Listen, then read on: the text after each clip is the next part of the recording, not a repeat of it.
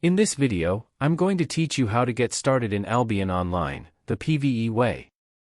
We will cover buying your starter PvE gear, clearing a solo dungeon, selling your loot, and clearing a solo encampment. If you followed the tutorial properly, you should be at a city by now. Any city will do. Step 1. Buying your starter gear. You may have started with different classes or weapons, for example, a mage staff or a hunter's bow, so let's begin from a common ground. Go to the marketplace. Click on the merchant NPC. Use the following filter to sort the items. Category: All. Tier: Tier 3. Enchantment: Enchantment 0. Quality: Outstanding. Search for and buy the following items: Battle Axe, Torch, Scholar Cowl, Mercenary Jacket, Mercenary Boots, Bag and Cape, and a roast chicken. Here's a tip. You can mix and match different gears in Albion. Scholar Cowl is for mages, Mercenary Jacket is for hunters, and Mercenary Boots are often used by mages. Step 2. Clearing a solo dungeon. There are 4 types of zones in the game, namely Blue Zone, Yellow Zone, Red Zone, and Black Zone. The zones are labeled as tier, zone color, and zone name. For example, this zone is Tier 4 zone, a blue zone, and named Mawar Gorge. Head to any T4 blue zone near you and look for a solo dungeon. Solo dungeon is the most basic PvE activity in the game, a good source of fame and silver. They are scattered and randomly spawn in the open world. They are not shown in the map. You have to sweep the zone to find one. Some dungeons have butterflies in their entrances, and tell the rarity of the dungeon. No butterfly, normal. Green, uncommon. Blue, rare. Purple, exceptional. Gold, legendary. Let's take a rare dungeon for now. Let's set up the correct skills for mob clearing. For your battle axe, use Rending Spin, Adrenaline Boost, Blood Bandit, and Life Leech. For your helmet, use Force Field and Aggression. For your armor, use Mend Wounds and Balanced Mind. For your shoes, use Break Free and Balanced Mind. The core gameplay of Battle Axe is to stack 3 bleed debuff on your opponent before using your E to get the most damage and healing. Use your Q to stack up the bleed up to 3 times. Use your W to increase your damage and other effects. When your enemy has 3 stacks of bleed as shown by the 3 blood icons circling them, use your E to deal damage on the first cast and heal on the second cast. Use Mend Wounds from your Mercenary Jacket when you're low on HP or energy. This is a channeling skill that only works outside of combat, so make sure you're safe before using it. Use your Break Free skill when you found yourself in a tight spot and need to escape. You can use Break Free skill even when you are currently under a crown control effect. This is what makes Mercenary Shoes an effective option for escape. Ranged mobs, mage, and thieves deal high damage and can be critical. Watch out for these mobs, and take on no more than 3 at the same time. Always take out the mobs with the lowest HP first.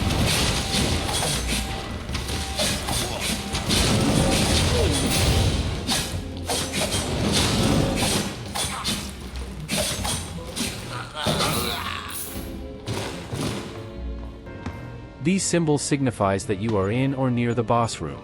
Solo dungeons can have 1 to 3 floors randomly. Switching your skills to single target is effective since you are only dealing with a boss unless it spawns mini-mobs. Use your Scholar Cowl to interrupt enemy channeling, but only when it's effective. In Albion, mobs use 2 types of channeling abilities. Interruptible skills appear with a smooth, regular progress bar. These can be disrupted with interrupts like the Scholar Cowl's ability. Uninterruptible channels, on the other hand, display a spiked or jagged channel bar. These are usually the mob's core signature abilities, and they cannot be interrupted.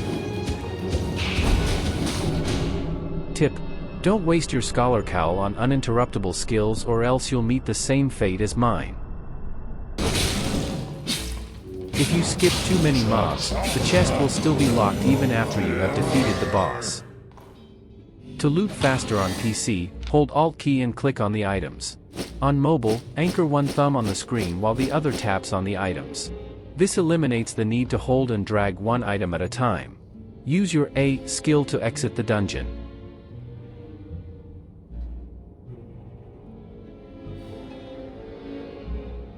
Step 3. Selling your loot. Now that you have cleared a dungeon, you should be able to equip tier 4 gears by now. Let's go back to the city and go to the marketplace to sell our loot and upgrade our stuff. To sell your loot, click on the merchant again and go to the second tab. Here, you can sell your items. Clear any previous filter you might have as they will hide the items that are not filtered. There are 3 ways to sell your items: sell, quick sell, and sell order. Let's go through them one by one. I hope you're ready. Clicking Sell opens a new window with 4 options: Sell, Buy, Sell Order, and Buy Order. Click the Expand button to see all current buy and sell orders.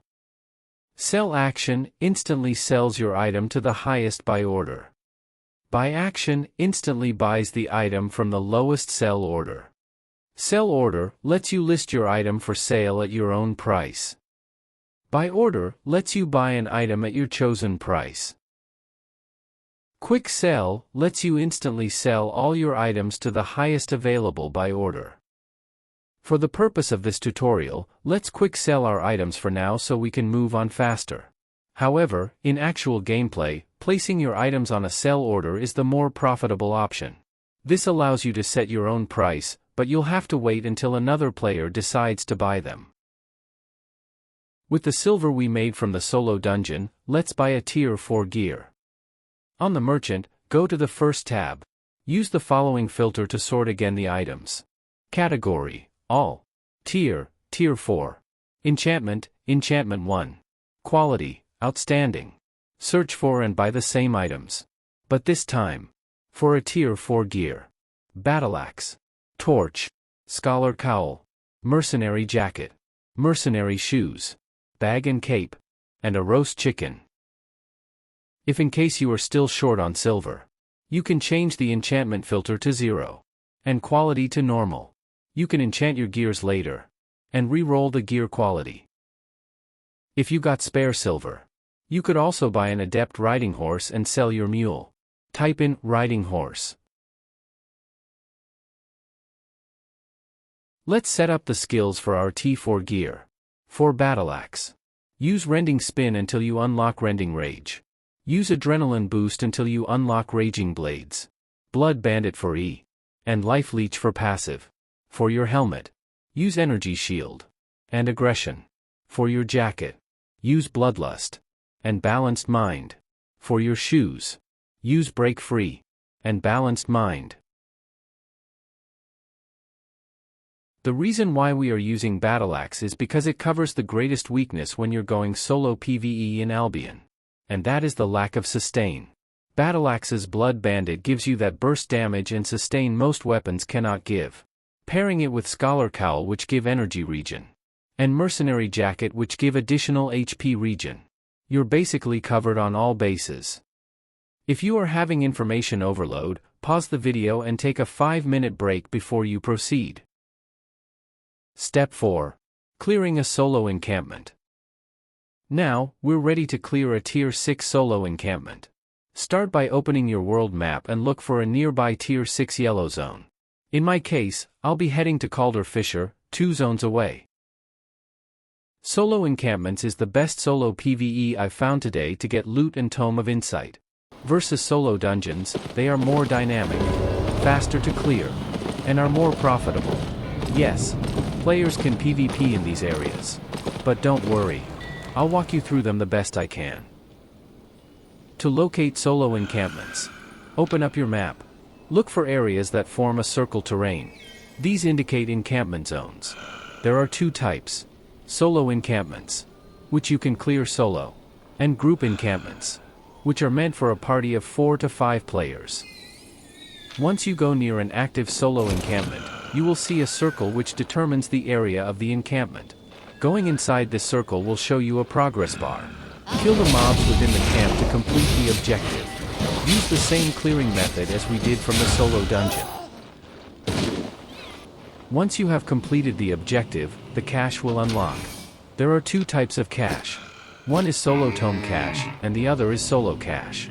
Solo cache is the cache that gives you loot, which you can directly sell to the marketplace. This will help you save up silver to upgrade your gear and buy other stuff. Solo tome cache is the cache that gives you Tome of Insight, which in my opinion, is far more valuable than loot. Tomes of Insight grant fame to the gear you're currently wearing. That means whatever armor and weapon you have equipped will benefit from the fame boost. Let's talk about the Destiny board briefly. Open up your Destiny board, and you'll notice a web of interconnected nodes. Don't get overwhelmed. Early on, you only need to focus on one thing, tracking your fame progression to unlock the skills of your battle axe. Search for the Axe Fighter Mastery node. Here, you'll see how much fame you've earned and how much more you need to reach the next level. Scroll down, and you'll find what each level unlocks. To fully maximize your battle axe, your goal is to unlock Rending Rage, a key ability available at level 85. This is why Tomes of Insight are extremely valuable early on. They speed up your progression, helping you reach important unlocks much faster. Let's talk about the PvP risk while clearing solo camps in yellow zones. There are usually two outcomes. The player might ignore you and go about their own business. Or, they may engage you in PvP and try to knock you down for the fame or contest the camp.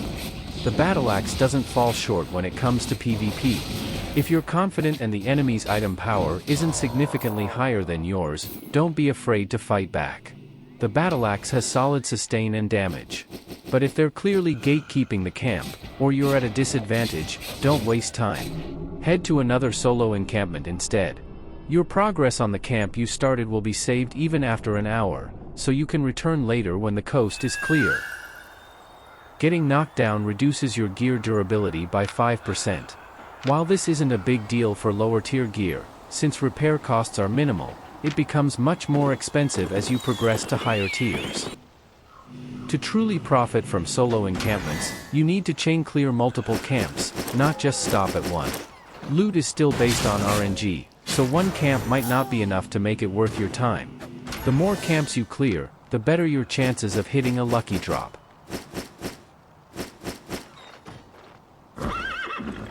Step 5. Rinse and repeat.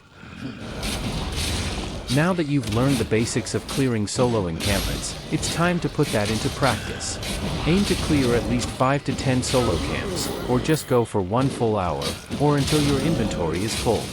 Focus on Tier 6 yellow zones, as they generally offer better loot and silver drops than T5 zones.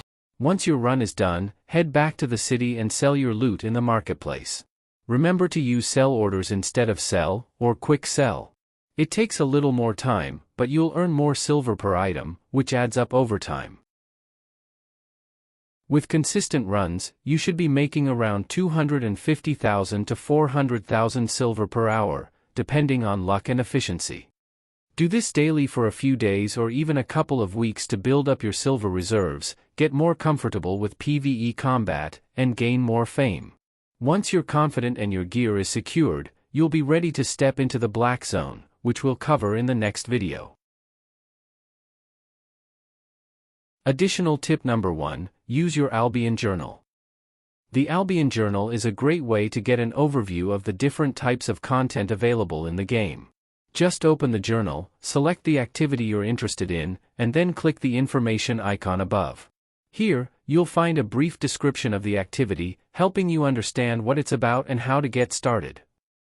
Those who complete journal quests are also rewarded with vanities that showcase their path. Whether you're a gatherer, a fighter, or a crafter, your gear will show it. Additional tip number 2, join a guild. Open the guild finder and browse for guilds that match your interests. Playing with like-minded people can significantly enhance your experience in Albion. Don't settle, keep searching until you find a guild that truly fits you. Joining a guild unlocks group content like the group versions of dungeons and encampments, and gives more loot and fame.